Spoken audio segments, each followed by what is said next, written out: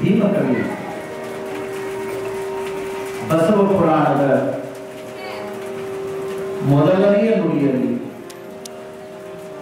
ಬಸವ ಮಹಾಗುರುವನ್ನ, ದೀಕ್ಷಾ ಗುರುವನ್ನ, ಶಿಕ್ಷಾ ಗುರುವನ್ನ, ಮೋಕ್ಷ ಗುರುವನ್ನ ಅತ್ಯಂತ ಭಕ್ತಿಯಿಂದ ಸ್ಮರಣೆ ಮಾಡುವುದರ ಮೂಲಕ, ಗುರುವೇ ನಿನ್ನ ಕೃಪೆ, ನಿನ್ನ ಅನುಗ್ರಹ ನನ್ನ ಮೇಲೆ ಸದಾ ಇರಬೇಕು, ನಿನ್ನ ಅನುಗ್ರಹದ ಅಡಿಯಲ್ಲಿ ನಾನು ನಿನ್ನ ಚರಿತ್ರೆಯನ್ನ ರಚನೆ ಮಾಡಲಿಕ್ಕೆ ಹೊರಟಿದ್ದೇನೆ.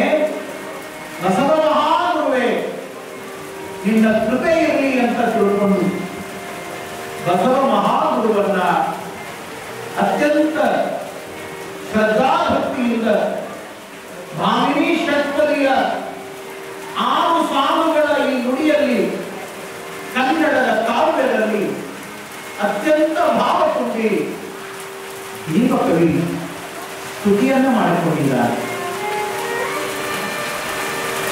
ಬಸವ ಪುರಾಣ ಅಂದ್ರೆ ಇದು ಭಕ್ತ ಜನಪ್ರಿಯ ಪುರಾಣ. ಇವತ್ತು ನಾವು ನೀವು ಎಷ್ಟು ಪುಣ್ಯ ಮಾಡಿದ್ವಿ ಅಂದ್ರೆ ಈ ಪವಿತ್ರವಾದ ಶಿವಯೋಗಿಗಳ ನೆಲದಲ್ಲಿ ಇಂದಿನಿಂದ ಆರಂಭವಾಗುವಂತ ಬಸವ ಪುರಾಣವನ್ನ ಪರಮ ಪೂಜ್ಯರು ತಮ್ಮ ಲಿಂಗ ಹಸ್ತದಿಂದ ಆ ಪವಿತ್ರವಾದ ಪುರಾಣಕ್ಕೆ ಚಾಲನೆಯನ್ನು ಕೊಟ್ಟು ನೋಡಿ, ಯೋಗ ಹೇಗಿದೆ ಅಂದ್ರೆ ಅಪ್ಪ ಅವರು ನಿತ್ಯವೂ ಕೂಡ ತಮ್ಮ ಲಿಂಗ ಪೂಜಾ ಪ್ರಸಂಗದೊಳಗ ನಿತ್ಯ ಅಪ್ಪ ಅವರು ಬಸವ ಪುರಾಣವನ್ನ ಪಾರಾಯಣ ಮಾಡ್ತಾರೆ. ಹಾಗೆಲ್ಲ ದುರ್ಗುಮಾರ ಶಿವಯೋಗಿಗಳ ಪುರಾಣವನ್ನ ಪಾರಾಯಣ ಮಾಡ್ತಾರೆ.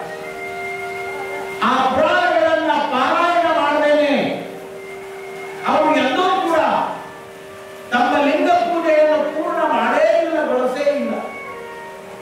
ಅಂತ ಒಬ್ಬ ಪರಮ ಶಿವಯೋಗಿಗಳ ಹಿರಿಯ ಮಹಾಪೂಜ್ಯರ ಸಾನ್ನಿಧ್ಯದಲ್ಲಿ ಇವತ್ತು ಬಸವ ಪುರಾಣ ಅದು ಆರಂಭಗೊಂಡಿದೆ ಅಂದ್ರೆ ಇದು ನಿಜವಾಗಲೂ ಕೂಡ ನಮ್ಮೆಲ್ಲರ ಬದುಕಿನ ಸೌಭಾಗ್ಯ.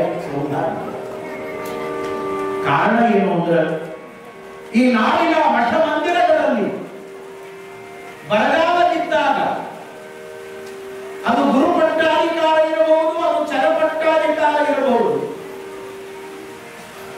ಎಲ್ಲಾ ಕಡೆಗಳಲ್ಲಿಯೂ ಕೂಡ ಬಸವ ಪುರಾಣವನ್ನು ಹಚ್ಚಿ ಅದಕ್ಕೊಂದು ಪವಿತ್ರತೆಯ ವಾತಾವರಣವನ್ನು ನಿರ್ಮಾಣ ಮಾಡುವಂತ ಭವ್ಯ ಪರಂಪರೆ ಕನ್ನಡ ನಾಡಿನೊಳಗ ಕಾಲಕ್ಕೂ ಕೂಡ ನಡೆದು ಬಂದಿರುವಂತ ನಿಮಗೊಂದು ಸತ್ಯವಾದ ಮಾತನ್ನ ಹೇಳುತ್ತೇನೆ. ನಮ್ಮ ಹಿಂದಿನ ರೈತರು, ಕೃಷಿಕರು ಬರಗಾಲ ಬಿತ್ತು ಅಂದ್ರೆ ಬಸವ ಪುರಾಣವನ್ನು ಹಚ್ಚಿ ಬರಗಾಲವನ್ನು ದೂರ ಮಾಡಿಕೊಂಡಿರುವಂತ ಅದ್ಭುತವಾದ ಲೀಲೆಗಳು, ಇತಿಹಾಸಗಳು ಕನ್ನಡ ನಾಡಿನೊಳಗ ಸಿಗುವಂತವು.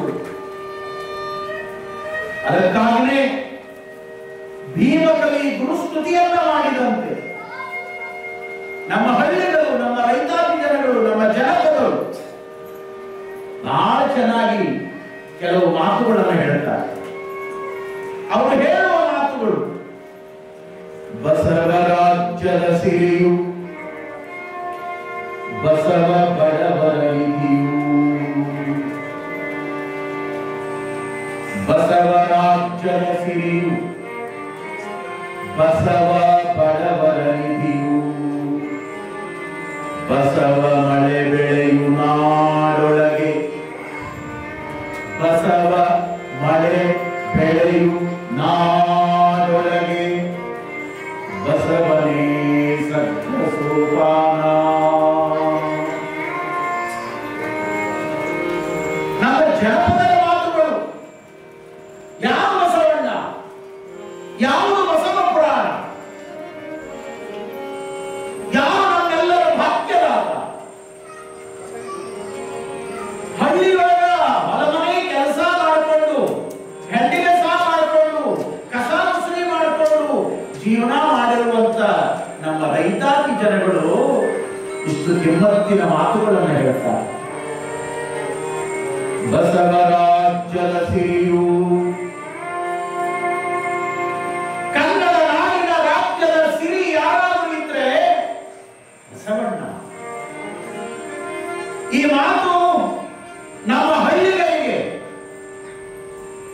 ಗ್ರಾಮೀಣ ಭಾಗದ ರೈತಾಪಿ ಜನಗಳಿಗೆ ಎಲ್ಲೋ ಗೊತ್ತಾಗಿತ್ತು. ಅದಕ್ಕಾಗಿ ಅವರು ಕುಂತ್ರ ಬಸವ, ಮಿತ್ರ ಬಸವ, ಯಂತ್ರ ಬಸವ, ಮಿತ್ರ ಬಸವ, ಹುಟ್ಟಿದ್ರ ಬಸವ, ಬಿತ್ತಿದ್ರ ಬಸವ, ಸೀನಿದ್ರ ಬಸವ, ಗಾಡಿ ಮೇಲೆ ಹಲ್ಲಿ ವಚವಚ ಅಂದ್ರ ಬಸವ, ಮಕ್ಕಳು ಎಳೆಯು ಮಿತ್ರ ಬಸವ. ಬಸವ ಬದುಕಿನ ಉಸಿರಾಗಿದ್ದ. ರೈತಾಪಿ ಜನಗಳಿಗೆ ಇದನ್ನು ಯಾರು ಹೇಳಿಕೊಟ್ಟಿಲ್ಲ. ಅವರು ಯಾವುದೇ ಯೂನಿವರ್ಸಿಟಿಗೆ ಹೋಗಿ ಸ್ಟಡಿ ಮಾಡಿಲ್ಲ. ಕಣ ಮಾಡುವಾಗ, ಕಂಕಿ ತುಳಿಸುವಾಗ, ಉತ್ತುವಾಗ, ಬಿತ್ತುವಾಗ, ಬೆಳೆಯುವಾಗ, ರಾಶಿ ತೂರುವಾಗ ಬಸವ ನಾಮ ಸ್ಮರಣೆಯನ್ನು ಮಾಡಿರುವಂತ ಇತಿಹಾಸದ ಪರಂಪರೆ ಕನ್ನಡ ನಾಡಿಗಿದೆ. ಹಾಗಾಗಿ ಜನಪದ ಮಾತುಗಳು ಯಾವುದೇ ಶಾಲೆಗೆ ಹೋಗಲಿಲ್ಲ, ಕಾಲೇಜಿಗೆ ಹೋಗಲಿಲ್ಲ, ಯೂನಿವರ್ಸಿಟಿಯ ಮೆಟ್ಟಲುಗಳನ್ನು ಹತ್ತಿಲ್ಲ, ದೊಡ್ಡ ದೊಡ್ಡ ಸರ್ಟಿಫಿಕೇಟ್ಗಳನ್ನು ಪಡೆಯಲಿಲ್ಲ. ಸಾಮಾನ್ಯ ಬದುಕನ್ನ ಕಳೆದಿರುವಂತ ನಮ್ಮ ರೈತಾಪಿ ಜನಗಳ ಬಸವ ಭಕ್ತಿಯನ್ನು ನಾವು ನೋಡಬೇಕು. ಅದಕ್ಕಾಗಿಯೇ ನಾನು ಹೇಳ್ತಿದ್ದೇನೆ, ಯಾವಾಗಲೂ ನಮ್ಮ ಹಳ್ಳಿಯ ಜನರಿಗೆ ಅರ್ಥವಾದಂತ ಬಸವಣ್ಣ ಯಾರಿಗೂ ಇಲ್ಲಿ ತನ ಸರಿಯಾಗಿ ಅರ್ಥನೇ ಆಗಿದೆ. ಬಹಳ ಮಂದಿ ತಿಳಿ ಕೆಡಿಸಿಕೊಳ್ಳೋರದ ಬಸವಣ್ಣನ ಸುತ್ತಾನೆ ಕಿರಿಕಿ ಹೊಡೆಯುವ ಜನ ಮಾಡಲ್ಲ. ಆದ್ರೆ ನಮ್ಮ ಜನಗಳು ಎಂತ ಭಾವಭಕ್ತಿಯನ್ನು ತುಂಬಿಕೊಂಡ್ರು. ಅದಕ್ಕಾಗಿ ಅವರು ಹೇಳಿದ್ರು, ಬಸವರಾಜ್ಯದ ಸಿರಿಯು ನಿಜವಾಗ್ಲೂ ದೊಡ್ಡ ಸಿರಿ ಬಸವಣ್ಣ. ಕನ್ನಡಿಗರು ಇವತ್ತು ಏನಾದರೂ ವಿಶೇಷವಾಗಿರುವಂತ ಸಂಪತ್ತಿನ ಜೊತೆಗೆ ವಿಶ್ವ ಮಟ್ಟದಲ್ಲಿ ಇವತ್ತು ಕೀರ್ತಿಯನ್ನ ಪಡೆಯಬೇಕು ಅಂದ್ರೆ ಬಸವಾದಿ ಶರಣರು ಕೊಟ್ಟಿರುವಂತ ಈ ರಾಜ್ಯದ ಕನ್ನಡದ ಸಿರಿ ಯಾವುದು ಅಂದ್ರೆ ಅದು ವಚನಗಳು, ವಚನಗಳು, ವಚನಗಳು, ವಚನಗಳು. ಕನ್ನಡಿಗರ ಕೊಡುಗೆ ವಿಶ್ವ ಸಾಹಿತ್ಯಕ್ಕೆ ಏನು, ಯಾವುದು ಅನ್ನುವಂತ ಪ್ರಶ್ನೆ ಬಂದಾಗ ದೊಡ್ಡ ದೊಡ್ಡ ಬ್ರಾಹ್ಮಣ ಪಂಡಿತರು, ಆರ್ ದಿವಾಕರ್ ಅನ್ನುವಂಥವ್ರು, ರಾಷ್ಟ್ರಕವಿ ಕುವೆಂಪು ಅಂತವರು, ವಿಕ್ರು ಗೋಕಾಕ್ ಅಂತವರು ಈ ನಾಡಿನೊಳಗೆ ಸಾರಿ ಸಾರಿ ಹೇಳಿದ್ರು, ಕನ್ನಡಿಗರ ವಿಶಿಷ್ಟವಾದ ಕೊಡುಗೆ ವಿಶ್ವಕ್ಕೆ ಅದು ಯಾವುದಾದ್ರೂ ಇದ್ರೆ 12ನೇ ಶತಮಾನದ ಬಸವಾದಿ ಶರಣರು ಇಡೀ ಮನುಕುಲಕ್ಕೆ ಕೊಟ್ಟಿರುವಂತ ವಚನಗಳ ಕೊಡುಗೆ, ವಚನಗಳ ಕೊಡುಗೆ, ವಚನಗಳ ಕೊಡುಗೆ. ಅದಕ್ಕಾಗಿ ಬಸವಣ್ಣ ಈ ರಾಜ್ಯದ ಸಿರಿ. ಅದನ್ನೇ ಇತ್ತಿತ್ತಲಾಗ ನಮ್ಮ ರಾಜ್ಯ ಸರ್ಕಾರ ತಿಳ್ಕೊಂಡು 1 ವರ್ಷ ಈ ಬಸವ ಜಯಂತಿ ಬಂತು ಅಂದ್ರೆ ಕನ್ನಡ ನಾಡಿನ ಕರ್ನಾಟಕದ ಸಾಂಸ್ಕೃತಿಕ ನಾಯಕ ಅಂತ ಘೋಷಣೆ ಮಾಡಿದ್ರು. 1 ವರ್ಷ ವಿಚಾರ ಮಾಡುವಂತ ಮಾತು, ಜನಪದರ ಸತ್ಯವಾದ ಮಾತು. ರಾಜ್ಯದ ಸಿರಿ ಬಸವಣ್ಣ ಯಾರು ಮುಂದುವರಿತಾ ಹೇಳಿದ್ರು, ಬಡವರ ನಿಧಿ, ಬಡವರ ಪಾಲಿನ ಭಾಗ್ಯ ಬಸವಣ್ಣ.